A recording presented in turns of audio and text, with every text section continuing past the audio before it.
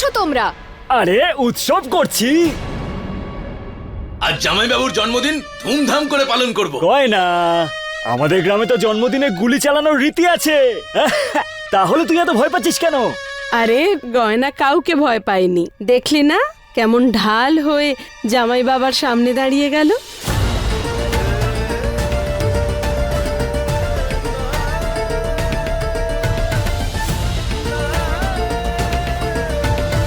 ব্যাস, বলবে না, শুনবে। এই যে গয়না, বলো কি বলছিলে? কিভাবে ঠকিয়েছে আয়ুষ্মান তোমাকে, বলো।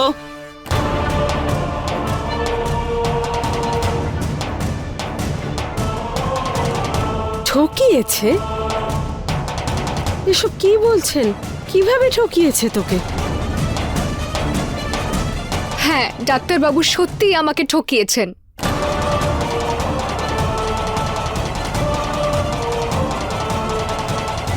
দেখো না মা, আজকে এত বড় অনুষ্ঠান হচ্ছে ডাক্তারবাবুর জন্মদিনের, আর উনি আমাকে কিচ্ছু বলেনি।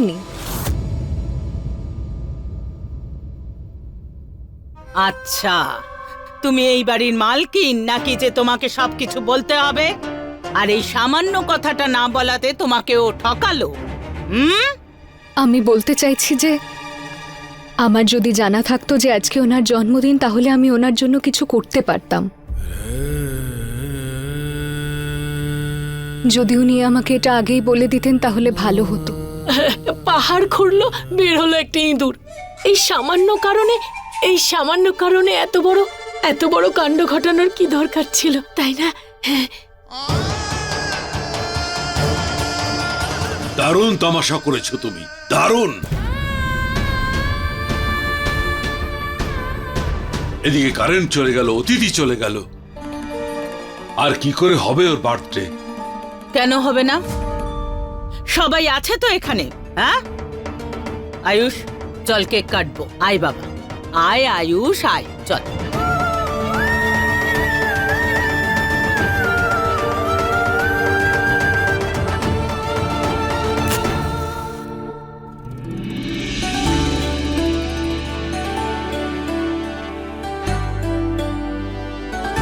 কেক কাটি চল আয়ু। ঠিক আছে।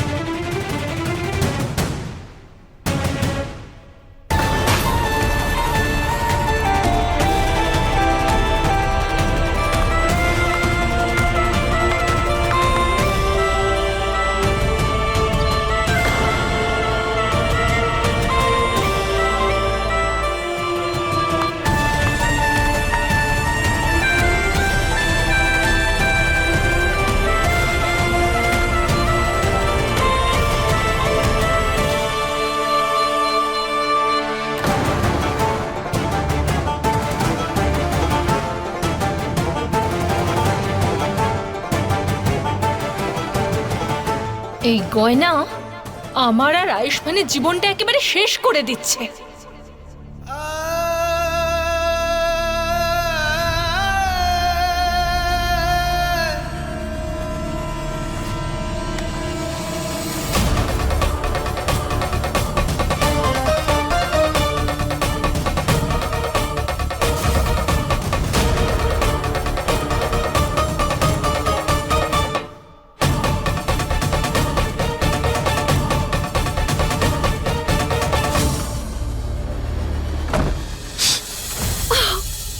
তোমার সাহস কি করে হলো?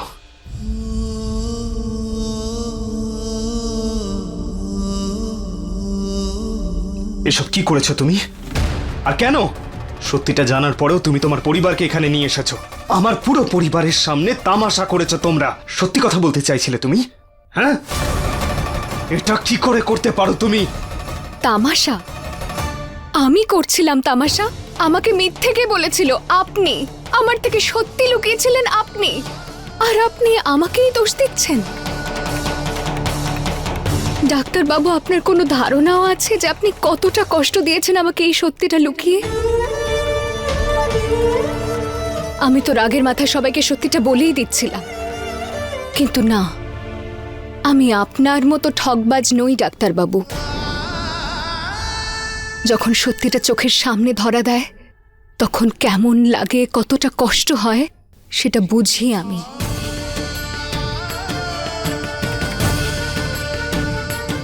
আর যে কষ্টটা আপনি আমাকে দিয়েছেন না, সেই কষ্টটা আমি আপনার পরিবারকে দিতে চাই না। তা করে তুমি আমার উপর কোনো উপকার করনি। যদি বলারই ছিল বলেই দিতে পারতে। আর রইল আমার কথা, অর্ধেক সত্যি কথা বলার পর তোমার পরিবারকে নিয়ে এসছো তুমি এখানে। আর যদি আমি তোমাকে এটা বলতাম যে আমার সঙ্গে আলিয়ার বিয়ে হতে চলেছে, তোমার তো কোনো ভরসাই নেই। তোমার ওই গুন্ডা দাদাকে এনে আমার কপালে বন্দুক ঠেকিয়ে আবারও আমার সঙ্গে বিয়ে করতে তুমি।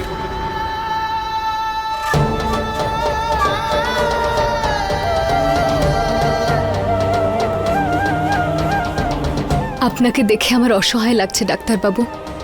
এতদিনে আপনি আমাকে এটুকুই চিনলেন?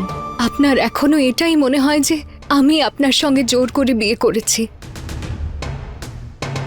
এতদিন তো আপনার এই ভুল ধারণাটাই ছিল, আর এখন আপনার মনে হচ্ছে যে আমি আমার মাকে নিয়ে এসেছি এখানে আপনাকে ধমকানোর জন্য।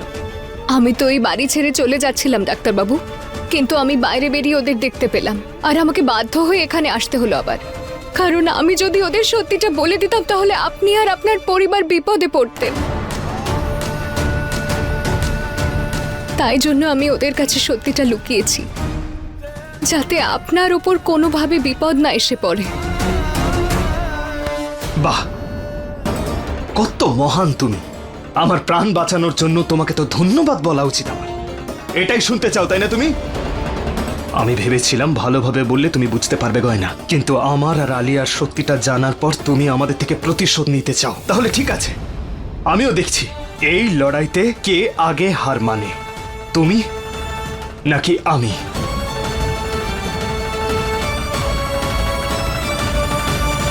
যা আমার নিজের নয় তার জন্য লড়াই করে কি করব ডাক্তারবাবু? আর ভালোবাসায় হার জিত হয় না, যেতে সেই যে হেরে যায়। আর আজকে আমি এটা ভালোভাবে বুঝতে পেরেছি যে আপনি আমার কোনোদিন ছিলেনই না। জোর করে বিয়ে হওয়ার পরেই আমি আপনাকে পাওয়ার আগেই হারিয়ে ফেলেছি। কিন্তু আমি আর কোনো মিথ্যে আশা এখানে থাকতে চাই না। আমি চলে যাচ্ছি মাকে নিয়ে এখান থেকে।